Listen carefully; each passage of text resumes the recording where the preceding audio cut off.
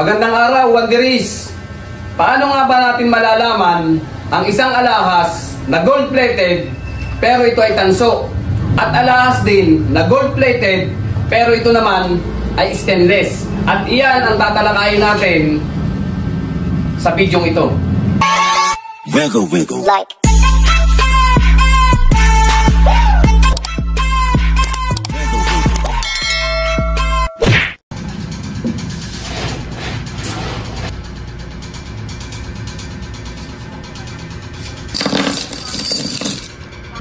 So, Wanderis, dito ako kukuha ng gagawin ko sa inyong sample. Isa. Tapos ito. Yan. Tapos kukuha rin tayo ng ginto.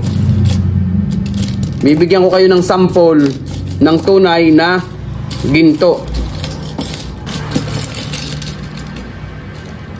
Ito.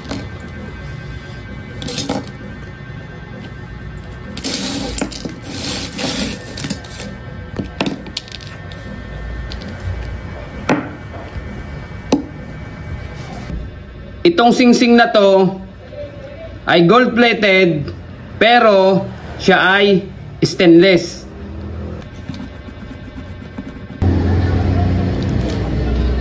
Ayan guys, iyan yung mark na iniwan ng stainless na singsing pero siya ay gold-plated. Ayan guys, oh. Then isusunod natin yung gold-plated na singsing na tanso. Kinukuskus ko ng diin na diin, tsaka dinadamihan ko para mas kitang-kita ninyo, Wanderis. Ito, Wanderis, yung pinagkuskusan ko ng stainless na gold-plated. Tapos, ito naman, pangalawa, yung pinagkuskusan ko na gold-plated pero tanso. Then, pangatlo, Wanderis, magkukuskus naman ako ng ginto. Ito. Para maging mas malinaw pa sa mga makakapanood ng video ito. Kuskus natin. Kakapalan ko na rin para makita talaga ninyo. Ayan, Wanderis, oh. Makikita ninyo yung pinagkuskusan ng hikaw na ginto. Ito, oh, ay halos kakulay ng gold-plated na tanso. Yan.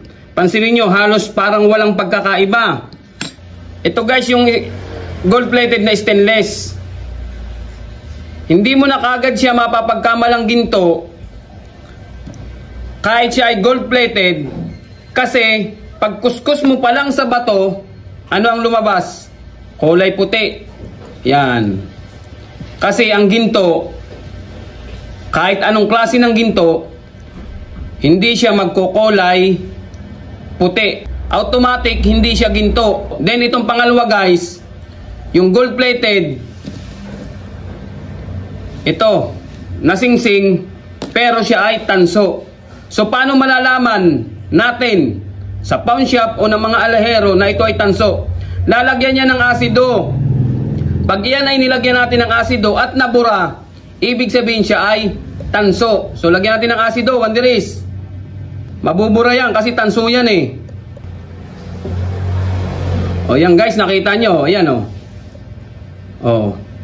Nabura na kagad siya kasi nga ang asido ay matapang. Kaya niyang tunawin ang tanso. Ang ginto, kapag kumapit sa bato, lalo na kapag ka 14K hanggang 24K, iyan ay hindi matatanggal sa bato kahit lagyan mo ng asido. O, lalagyan ko ng asido guys, ha. O, kasi nga ginto to eh. O, ayan o.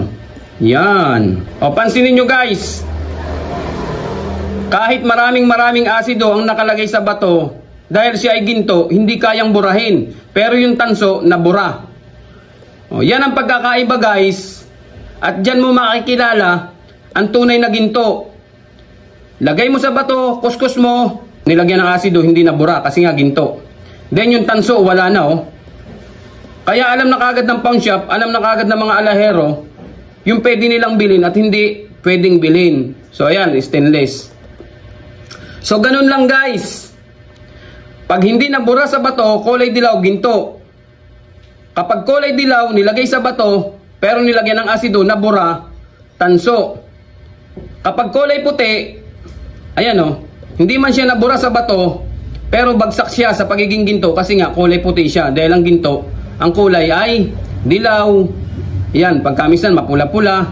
Pagkamisan medyo brown, may chocolate, may orange-orange. Conforme sa carats ng ginto. So yan guys, ang idea. Sana may natutunan kayo sa tutorial kong ito.